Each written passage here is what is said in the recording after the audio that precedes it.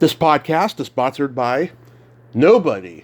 Hey dudes, welcome to Splat from the Past, the only 80s themed horror sci-fi show where things can get totally radical. Now today, I will be welcoming the very gorgeous Claudia Cron. Claudia played, what was her character's name? Jane in Diner, the Barry Levinson classic in 1982. And it's the 40th anniversary of that landmark classic, and it's going to be a great conversation today. I can't wait. She also made her film debut in Stir Crazy. She was in Soup for One, Hit and Run, Running Brave with Robbie Benson. She guest starred on shows like the Twilight Zone Reboot, Remington Steele, Cheers, and so many others. And she started out as a model, and she went from there to acting to art, and we're going to talk about all of that stuff today, and I can't wait. It's the day before St. Paddy's Day. I have a special St. Paddy's Day interview for tomorrow that I recorded last week that you're all going to enjoy with John Valstad, and life could not be better, I'll tell you.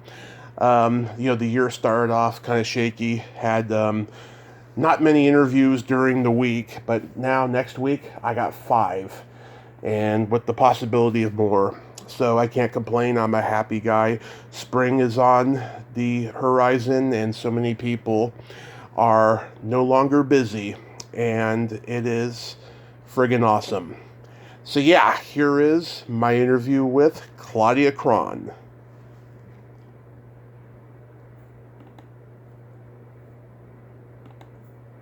This is such a great... So going back in time, I know that you began as a model. At what age did that start?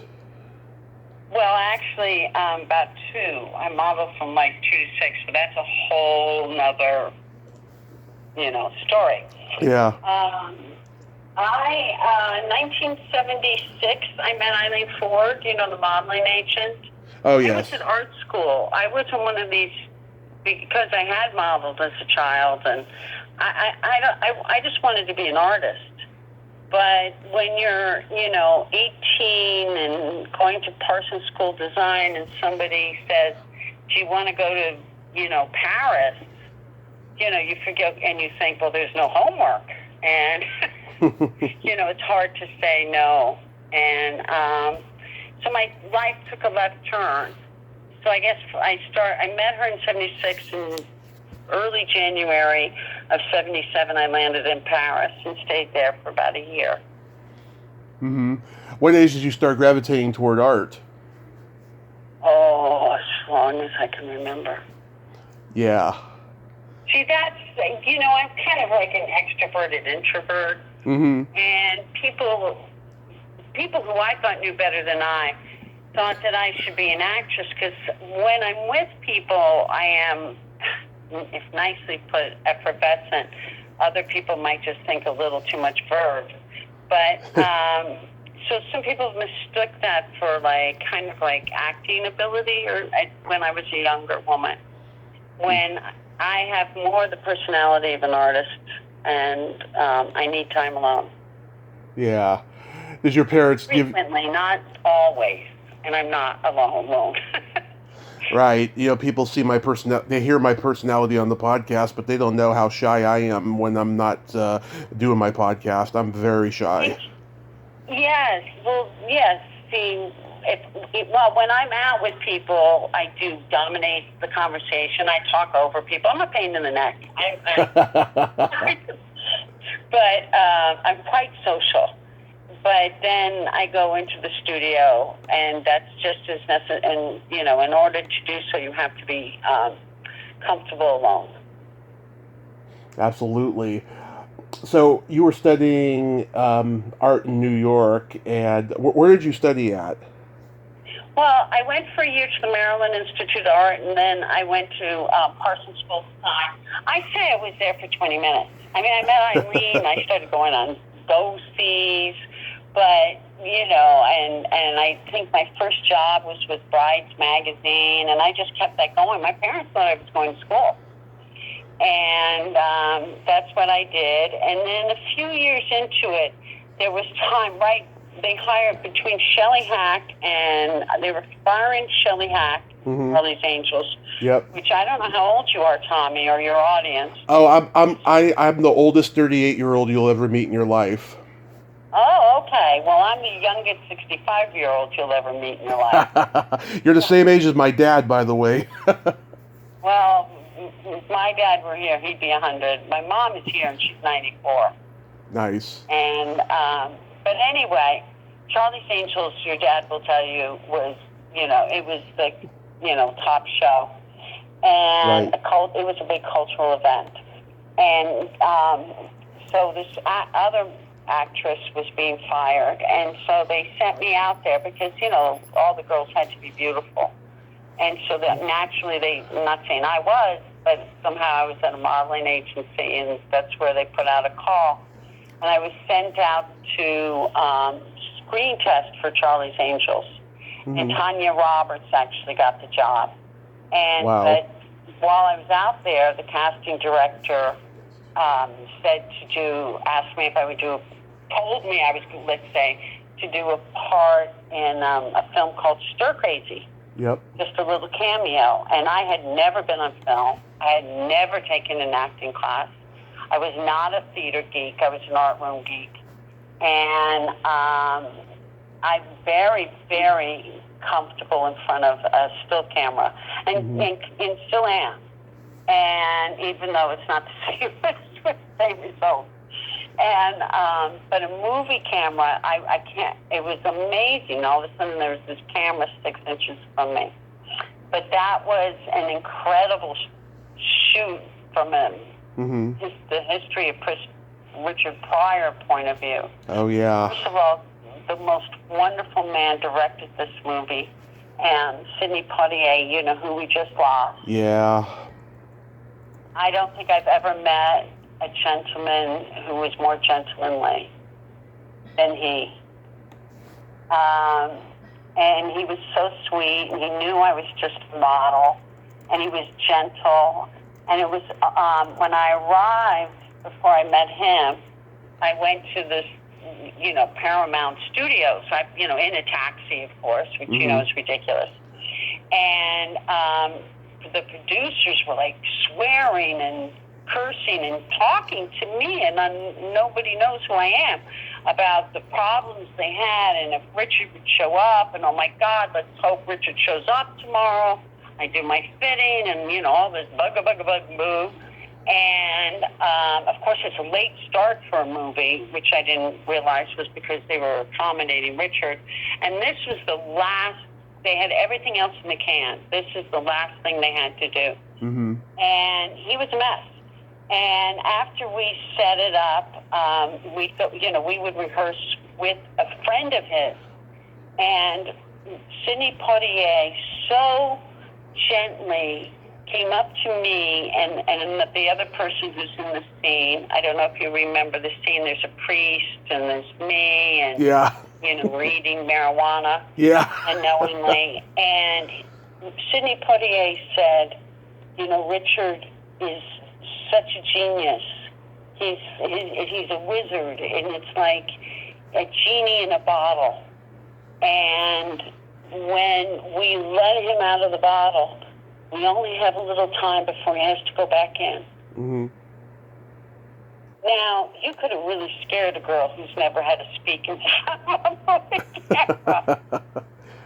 And it was true. We had all the run-throughs. There was a friend. He showed up, and he was very nice, and he only,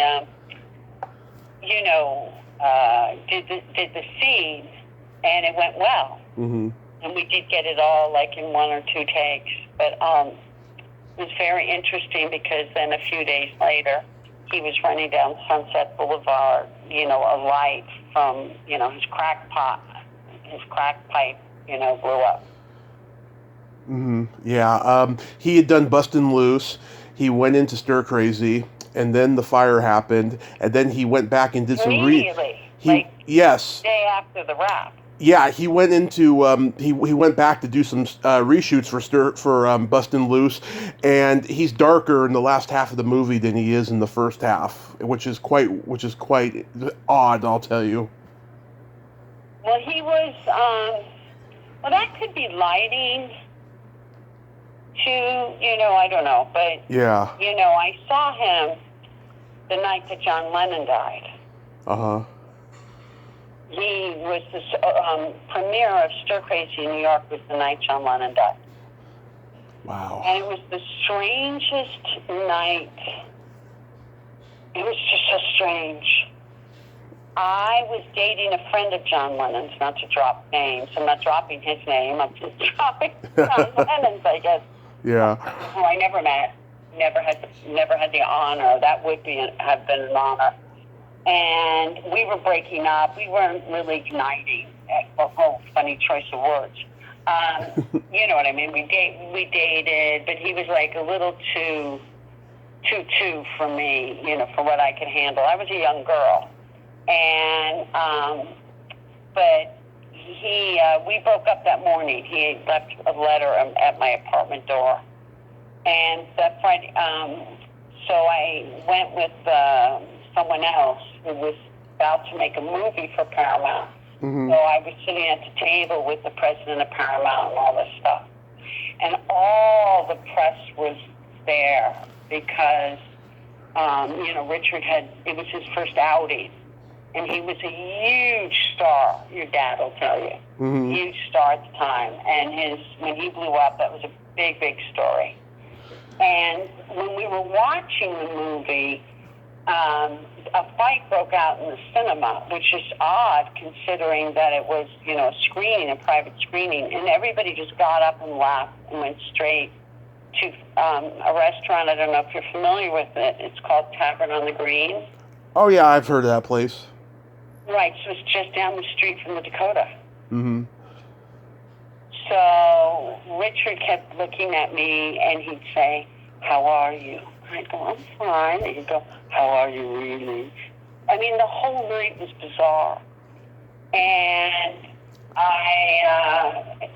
suddenly the night was, I don't think we had our, main course when all of a sudden all the press ran, like as fast as they could out of the room. And one of them stopped because of being the president of Paramount there and said, "John Lennon's just been shot." Oh, my God.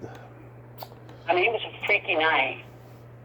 Yeah. Yeah, the whole world was shook about that.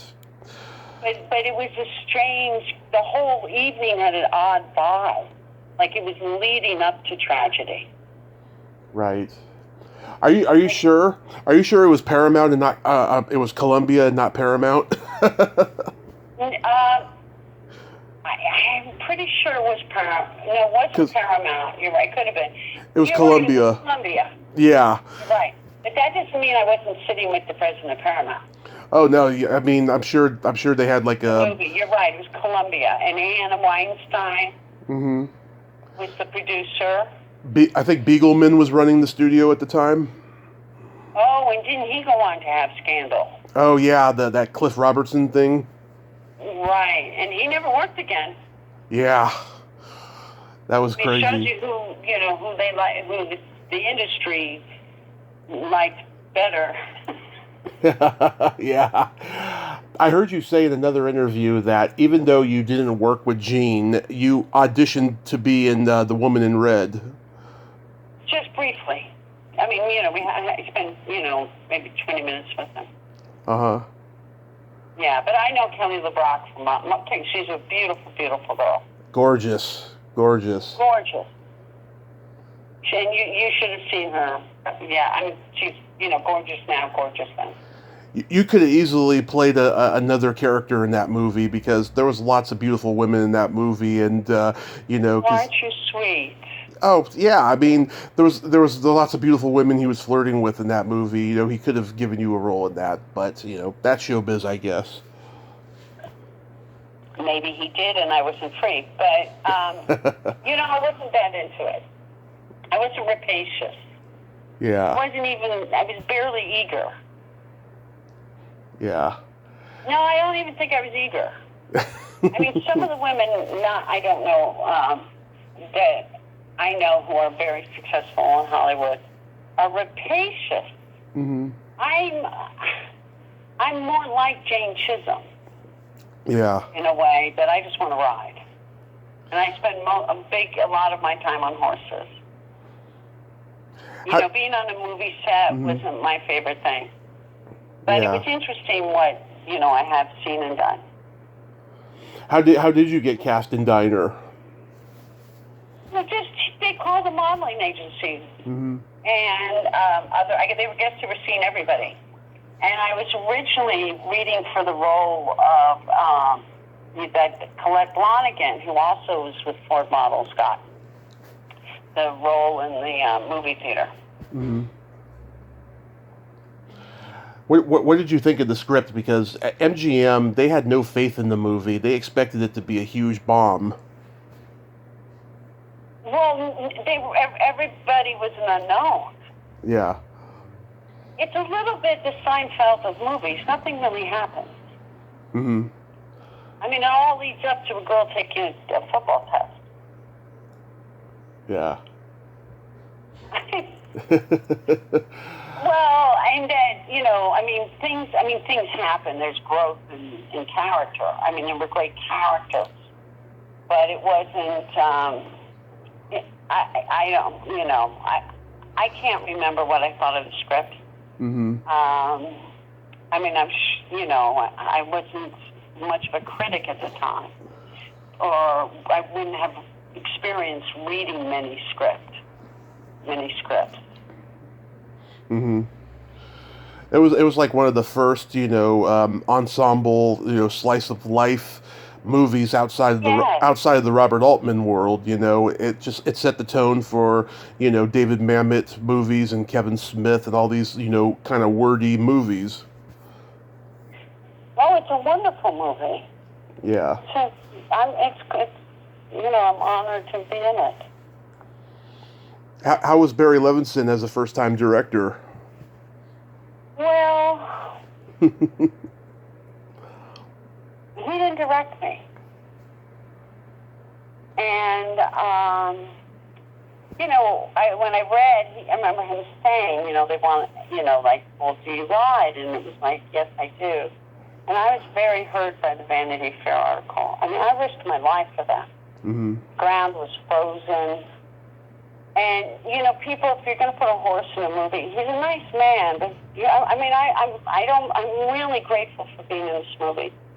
But you should know about horses. Like, if you asked me if I flew a plane, and I took flying lessons, I did not. I don't have my license. Yeah. But, there's a difference between being instrument rated. Like, if you just said, do you fly a plane, and then somebody gave you, a fighter jet, doesn't mean you can fly a fighter jet. And it was quite dangerous. And I don't know if he knows that to this day, that, riding a horse, and I'm sure they drugged up the horse, the wranglers. I knew how to walk, trot, and canter, trust me. Mm-hmm. But when, I thought there would be a movie horse, because this was MGM. Mm-hmm. I'm correct, aren't I? Yes. I just assumed so, what do I know? and I didn't realize how many lights would be used, and, I had to ride towards lights, gallop downhill, which which I didn't do. They got a stunt person, because I ride all the time. And I've volunteered for years in therapeutic riding centers. Riding is a major part of my life. Horses are. Mm-hmm. And I only really know one or two people who could do it, ride downhill. I'm impressed that Mickey could. He might have had an idiot's, like beginner's luck. But it was dangerous.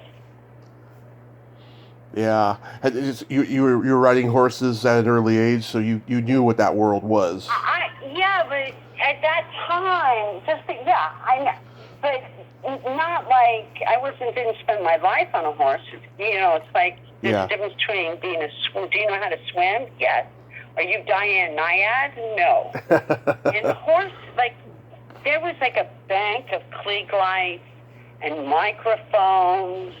And on the car that Mickey and Kevin were in, mm-hmm.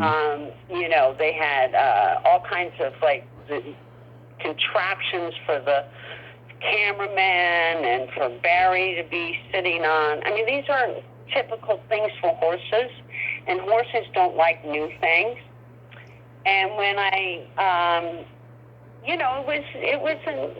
all the people there were all bonded. They had spent, a couple weeks, which is a wonderful luxury considering the budget of, rehearsing.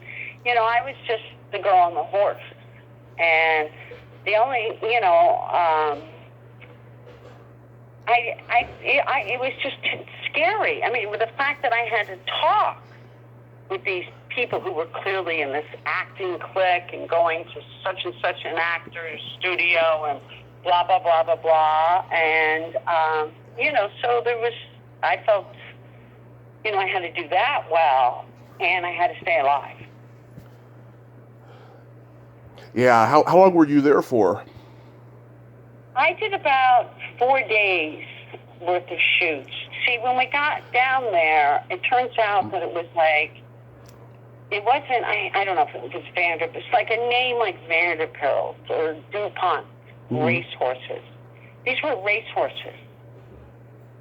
This was a barn like I had never been in before. Mm-hmm. It had an indoor racetrack inside the barn, so that the other barns couldn't see how well, horses were doing, They had whole pastures of like mares that couldn't, I mean, it was a huge operation, and I remember thinking, holy cow, I'm going to die.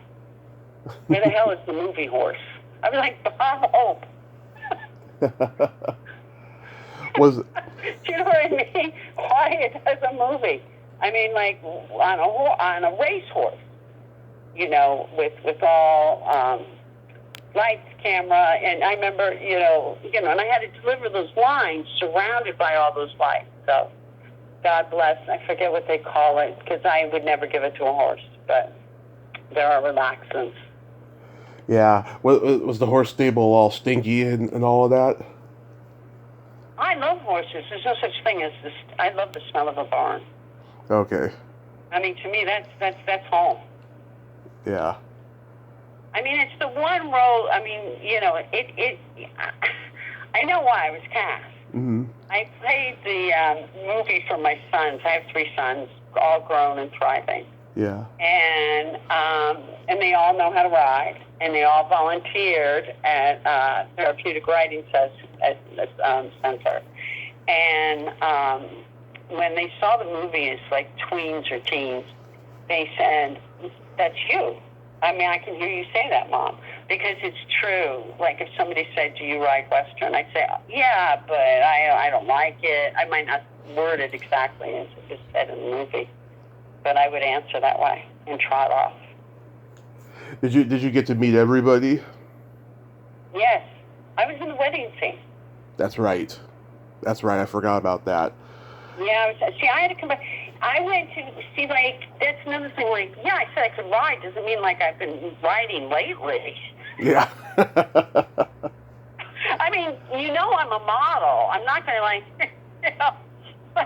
I go to work, like, every day. I went to Germany and then to Paris. I shot a commercial in Germany. I used to work a lot in Germany because I look German. And I went to visit friends in Paris, and I got a call, that I had to hurry back because the grass was growing. It was the beginning, late winter, early spring that we did it. What do you remember about Ellen Barkin? She is so gorgeous and talented, and I heard her say in an interview, this character is the closest to her in real life. Was this character? She said that the character that she plays in Diner is the closest to her in real life. I would suspect that to be the case.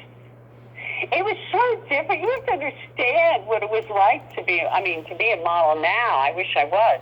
But, there was no such thing as Photoshop, so we only had it a few years.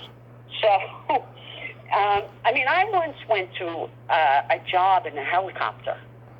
Mm-hmm. I once saw a girl arrive by seaplane to a booking. you know, and we had to all climb into a van. Nobody was a star. I remember asking when I got a call from, not Barry, but from, the wardrobe woman. I asked, who's the cast? I didn't recognize the name. Yeah. I think only Kevin was working because he was on a soap. I mean, it was so it was so different. I remember getting the call sheet, and the only other movie I did was with Richard Pryor, so it was the normal human hour. Right. And it said to, meet at 4. I thought it was like a prank. I thought they were trying to punk me. I mean, nobody woke up a model at 4 a.m. Yeah. I was like, okay, I get the joke. Ha. What time do we really go? Yeah. Models must. So it was different. So there we were in the van, and it was a long ride out. They had to all come, because whatever, but they were all there because I guess they didn't have an extra van to go get them when the season was over. But I don't think Barry understood how complicated it was, like to shoot or for me. Yeah. To act and stay alive. I usually try to do one at the same time. What do you remember about Colette Blonigan? I knew Colette as a model. Mm-hmm. A lovely girl. Well, you can't, she's sweet, and I just remember that, even, all the photographers liked her. She was well liked. Yeah, I reached out to her in 2020. Yeah, I reached out to her in 2020 a couple times, and then I reached out to her just a few months ago. I think she's trying to live down the popcorn bucket scene, so I never heard back from her. Does she have sons? I have no idea. I do know that she's in photography now. Oh, how nice! Well, she worked with some of the best. So she's learned a lot. In retrospect, I'm really glad that, it was worth it to be on the horse, and also because it is watching a piece of me. That it's the closest that I've ever done anything. Yeah, to this day, every time I go to a 50 style diner, I get French fries with gravy. It's so yummy. I never had it. Yeah, just make sure you have a lot of Rolaids or Tums because you get a major heartburn afterwards. I'm sure. But it's good though. Yeah. Yeah, Ellen. That's so wonderful that you said she was gorgeous. Because Yeah. I do recall her saying how she never got the pretty roles. Yeah. And so I think at that time, I don't think she had come into herself yet. Because I remember seeing her in a restaurant a few years later, and she had this really chic haircut. Yeah. Her hair was like blonde and choppy. Like it was like she was the picture was more in focus. Right. If you know what I mean. Yeah, I mean they did a good job of making her look like a girl from that time frame. And what was it, 59 or whatever this movie was take place in? 1959. Yes. Yeah, they did a good job of making her look like she was from that time. She just had this just gorgeous face and this vulnerability and that character. They really chose the right one for it. It's funny you also that you say that because Pauline Kael, and she was brilliant in Ellen. I agree. I think she was brilliant. Mm-hmm. And vulnerable and strong, and just she had it all. And she hit every right beat. And Pauline Kael, who is the reason why Diner was released. I'm sure you know that. I did not know that, actually. Oh, well, as you know, they weren't even going to bother because they'd have to spend $5 making copies. Yeah. And Pauline Kael was so influential, and she was for decades and she's so articulate and erudite. The film critic for New Yorker magazine. Mm-hmm. And Mark Johnson, the producer, and somehow got it to her, a copy, and she just couldn't stop raving.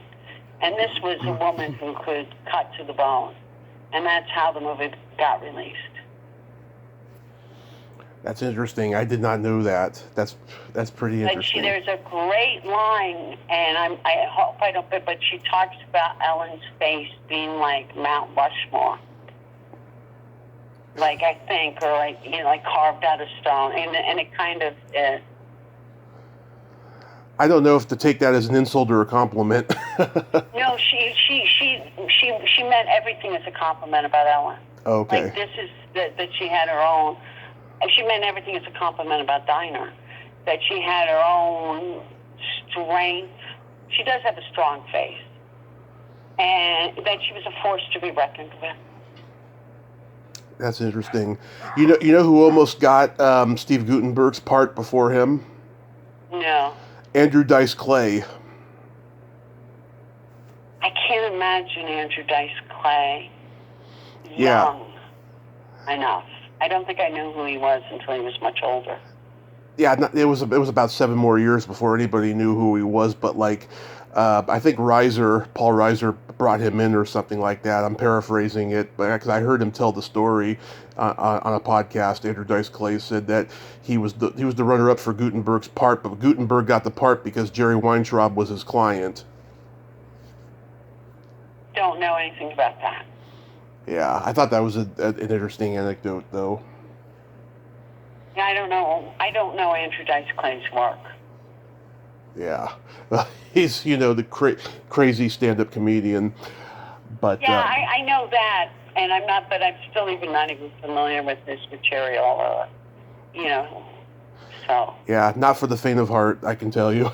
So this Splat, why Splat on the windshield? Well, why is my show called Splat from the Past? Yeah. It started out as just a horror and sci-fi podcast, right? Splat meaning horror, right? And then after a while, I decided not to limit myself. I started talking to people of all types of movies and TV shows and comedy and music and so forth. That's where Splat came from. Oh, I see. I've only had one person decline to do the podcast because they didn't like the title. One person, and it happened just recently. Oh, they take themselves too seriously. Yeah. Yeah. Well, she hadn't done anything since 1996, so she's probably bitter, and she was just using that as an excuse, maybe. Who knows? Bitter. I run across bitterness all the time. Trust me. Well, that's why I don't live in Los Angeles. Yeah. Exactly. After you did Diner, you did a Disney movie with Robbie Benson called Running Brave. Yes, I did. Yes. Yes, I did. I went to Edmonton, Canada for 3 months, which always surprises people. Somebody will mention Edmonton once every 20 years, and I'll say, I spent 3 months at Edmonton, and they go, you did? My Canadian friends, you what? Yes, I did. I just watched it for the first time the other night. It was on YouTube, and I enjoyed it. I thought it was a cute little movie, very much of its time. Very much. It's really innocent. Yeah. And it was produced by Native North Americans, Native Canadians. Well, it's based on a true story. True. And he was Sioux, but it's nice that Native Americans were involved in production and everything. Yeah. Acting.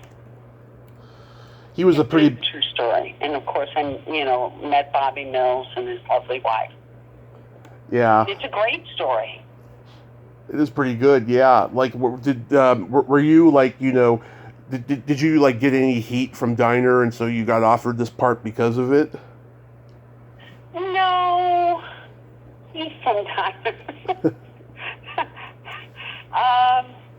Remember, I at the time that I did Diner, I was under contract for Estee Lauder. So, things were heated, things were hot for a branch line. I was busy. I wasn't, but what happened, because I was under contract, you know, in my silly 23-year-old brain or whatever, maybe 24, didn't think, well, I don't, you know, this is a lot of money, which,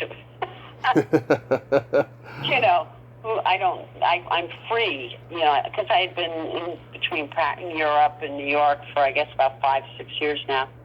But I met a guy and fell in love and was in L.A. And so, you know, there's not that as much modeling in L.A., and what is there isn't as prestigious as New York. And, or, you know, so it wasn't very motivating. But, you know, I knew that I was having extraordinary opportunities. And so I thought I should take advantage of these.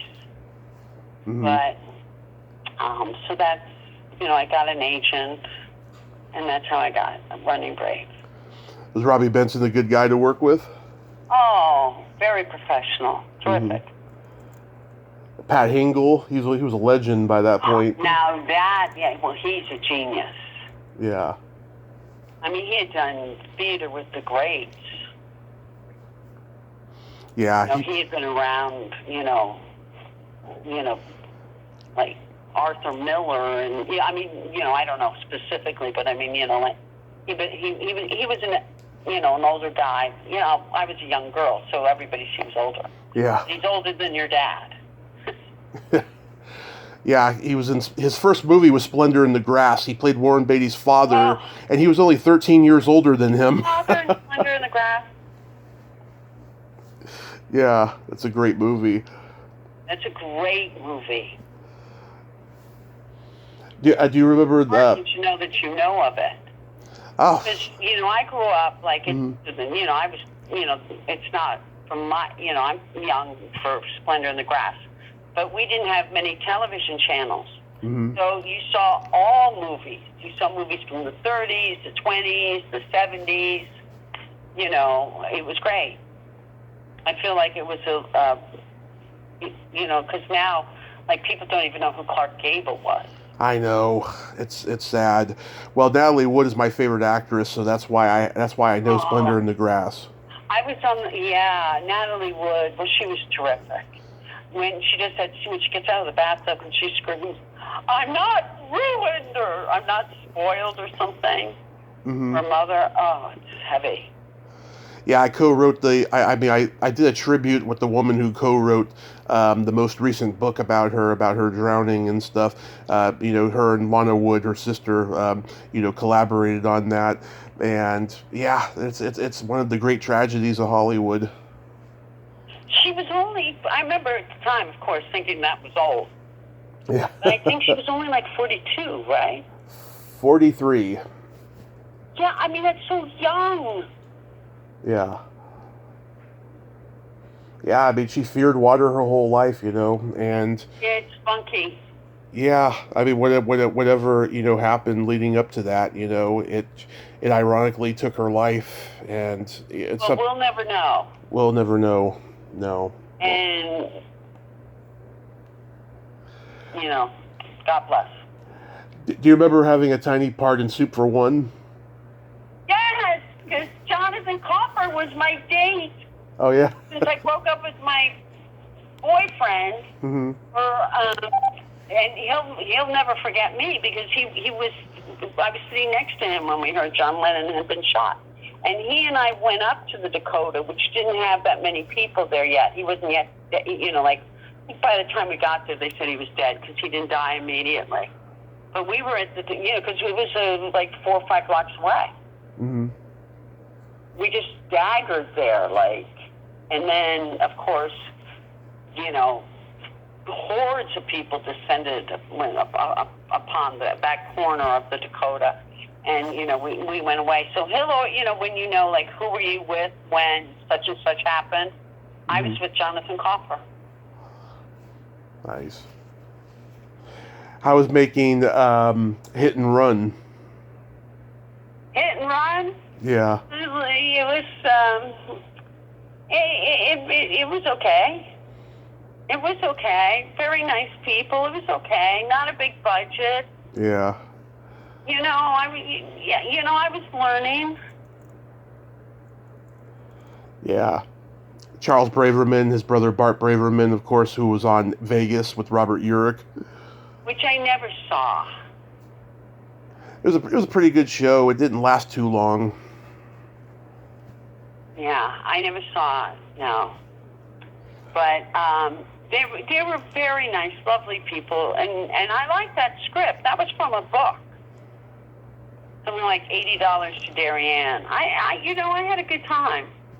But it was on the was a little bit of bring your own lunch. Yeah, it wasn't Diner. It wasn't like a big studio thing. Well, no, but see, Diner wasn't big studio because I think like Mark Johnson called whatever. Yeah. I mean, there was where was my movie horse? I mean, I think he got a favor that like, okay, you can use these horses, but I mean, he was an industrious, eager, and all the best sense producer. Yeah. I mean, you could see what he went on to do too. Yeah. You guest starred on a lot of TV: Remington Steele, Cheers, Magnum Oh PI. my gosh, that's where I beat LA up Pierce Brosnan. L.A. Law. Yeah. I mean, you got any good stories? I made a living before I got married. Doing little stuff, and I do pilots that didn't get picked up or silly stuff. But I wasn't that great. Mm-hmm. Like I really did beat up Pierce Brosnan. I mean, I'm not strong enough to hurt anyone, but the stunt guy had to slap him because wasn't I playing like a kleptomaniac Russian arms dealer? I mean, it was so silly, but I had to slap him around, and they'd show me how to do it, and I'd do it, and I'd go bang, and I'd slap him. Yeah. It was so nice. And then they'd come around, and the stunt guy would show me again how to let the hand go with the face. I go, okay, I think I got it. And then take the action, and I hit him again. I mean, if I ever saw him, I would jump behind the bushes. What? I was just the worst. I'm not, yeah. Forget about it. Wait, what show was this again? Remington Steele. It was Remington Steele. Oh, he was so nice. He was so nice. I mean, he could have really, because, you'd work with some people, and they, like, I'm thinking of one man who will remain nameless, like I did it, I was the girl of that show for 2 weeks. Mm-hmm.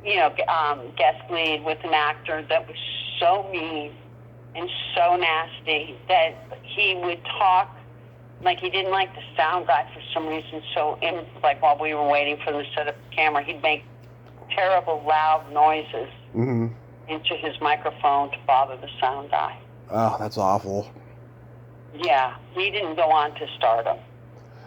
Where you come? Pierce Brosnan did. Mm-hmm. Yeah. Oh, so yeah. It's nice. The good guys win.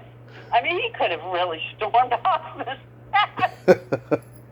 Well, he's James Bond, Well, yes. I mean, and there's a reason why, because he's a star. Yeah. He's obviously such a great guy. Yeah. He's like, get rid of this Bozette. Were you comfortable being in front of a live audience for Cheers? No. Of course not. But I had the most fun ever. Mm-hmm.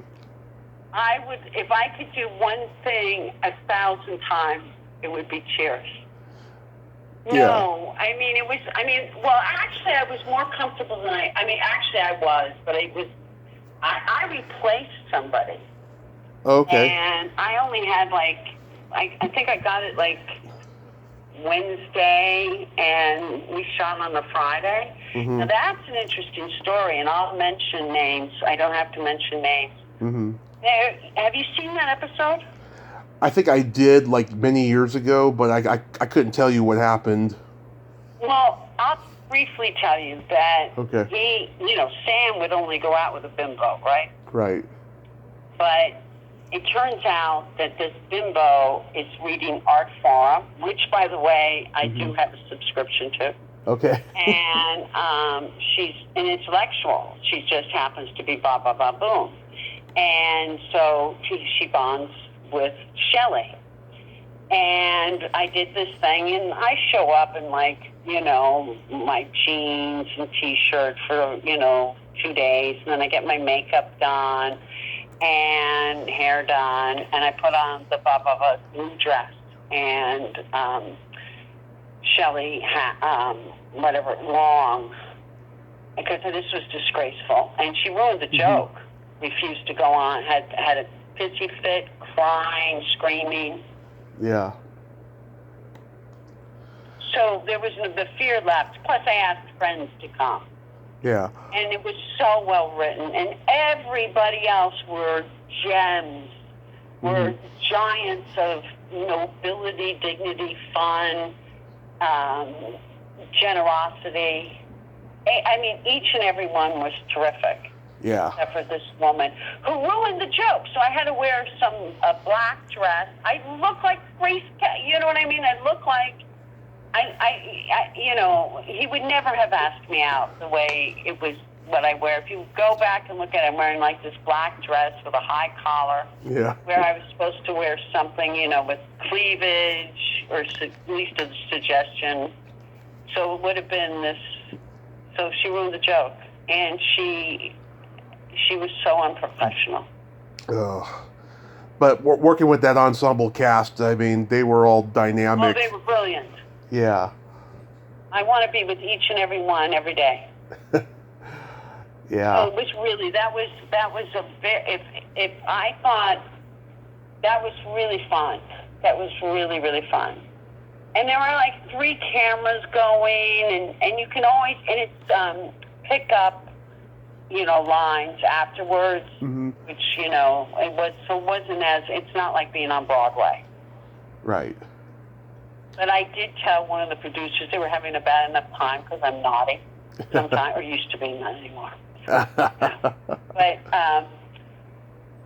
just as we're going on, and they finally found this dress to cover me up in, I said, you know, I've never done anything in front of a live audience.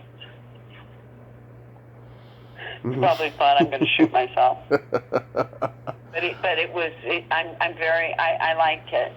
It's one of the few times I like watching myself. How about the Twilight Zone reboot episode you did? Well, my father died while I was doing it. Oh. About the Twilight Zone. I'm sorry. I've never seen it. My children have. Well, but you know what I mean. It was just one of those weird times. Yeah. But it was Peter Medak I had already worked with on a movie called The Men's Club. Yeah. That every girl in town was trying to get into that movie. Yeah. And every good theater actor was in it, and it was a... Legends. I mean, so I understand Colette wanting to distance herself, because, you know, when you're young, you don't think you're going to have sons. And I have 3, and they wish they don't want to see their mother as a whore. Yeah. And with a sex toy. And I saw it as, you know, high art. Right. And Peter Medak had directed, you know, Peter O'Toole in a movie which name escapes me at the moment, but he was kind of he was well known as an art person. Zorro. There was no bigger money maker than Roy Scheider at the time. Oh yeah. And then in, you know, Jaws, this helicopter movie, he was like the Harrison Ford of that era. 1910. You know, he brought in the most money. Or 2010. Yeah, he did a lot of good stuff. Yeah, he did a lot of good stuff. And he was a really nice guy. I liked him a lot. And, but it just didn't ignite. Yeah. And I thought it was a real state, having been in Hollywood, I thought it was showing how poorly men thought of women. Yeah. And, you know, I thought I was making art. And, you know, I'm lucky my parents barely spoke to me after. Yeah. I think it's a good movie. I like it. Oh, that's really nice of you to say. Yeah. And It is. it is. It's a good movie. It's got just a great cast. Harvey Keitel. Harvey Keitel, Richard Jordan, Craig Wasson, Treat Williams, He's an amazing actor. Frank. And you don't know, I mean, David Dukes, I saw him do Bent on Broadway with Richard Gere. Yeah. I mean, these were Broadway actors. Craig Wasson. Speaking of horror movies, do you remember a ghost story that Craig Wasson was in? Oh, yeah. Oh, that scared me. That was Fred Astaire's last movie. Oh, yes. Wow. I saw him in a restaurant around that time. You saw it in a restaurant? No, I saw him. Oh, okay. Movie. Oh, okay. No, Fred Astaire. Did you talk to him? I think that was my last horror movie I ever watched. That scared me. Did you go talk to him? No, of course not. Okay. No, I wouldn't bother him. But I could hear people mumbling around, and she got up to walk out like, "Oh, he's old now. Isn't it terrible?" And I just don't think that way. I think it's great. Mm-hmm. Yeah. Yeah. Guys. Mm-hmm.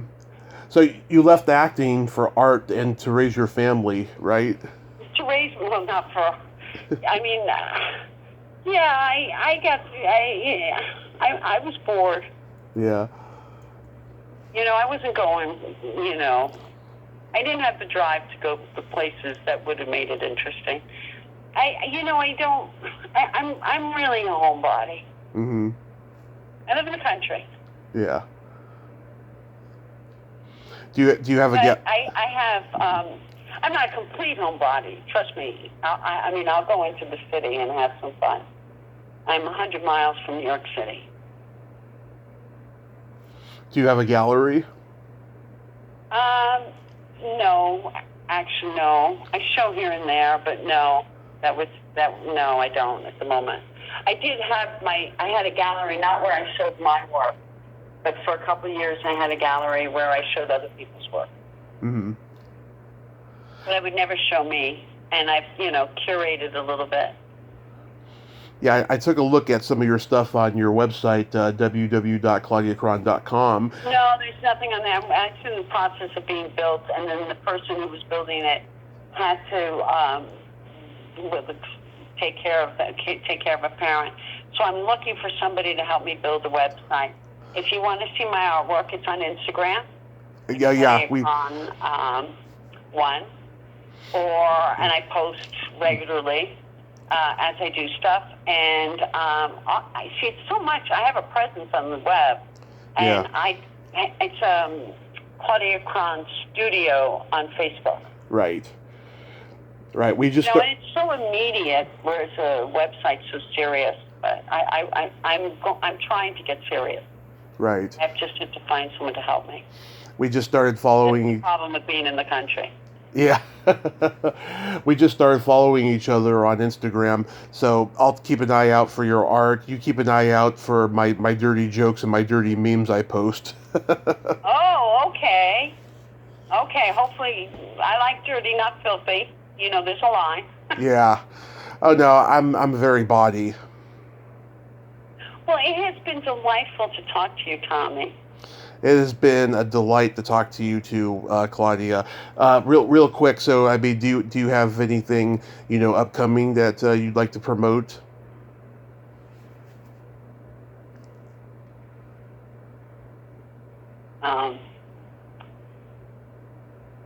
Art Space. In April. It's in New Haven. Is that an art show? That work of mine there. Mm-hmm. artspace.nh.org. So that's an art show. It's going to be called Love Notes, and it's group show and fundraiser for Art Space. So I will have work available there. So it's a fundraiser. Right. For Art Space. For Art Space. So it's a project. It's a fundraiser for a project called Art Space. Okay, gotcha. No, it's not a problem. Art Space is always there. Oh, okay. Art Space is a nonprofit. Okay. And they've been very supportive of me. And even allowed me not just to show work there, or given me the opportunity, not allowed to show work, but they've gave me the opportunity to curate, which was very, very nice of them. It's a very cool place, Art Space New Haven. So it's artspacenh.org. Awesome. I hope for anybody who's in the New Haven area. Yes, I hope they come out and Artspace. I hope they come out and support you. That would be awesome. I want to thank you so much for coming on today, Claudia. This has been a delightful conversation. Oh, yes. I think you're a pleasure. Thank you See you so later, much. alligator. Thank you. Have a great day and stay safe. You too. Bye. Bye-bye. Well, there you have it. Claudia Cron. Ain't she a sweetheart? What a nice lady, huh? Very fascinating, interesting, talking about her modeling, movies, and art. She's a good person, and I wish nothing but the best for her. Well, until next time, this is Tommy Throwback Kovac saying, there's no shame in living in the past, because the present sucks. Later, dudes.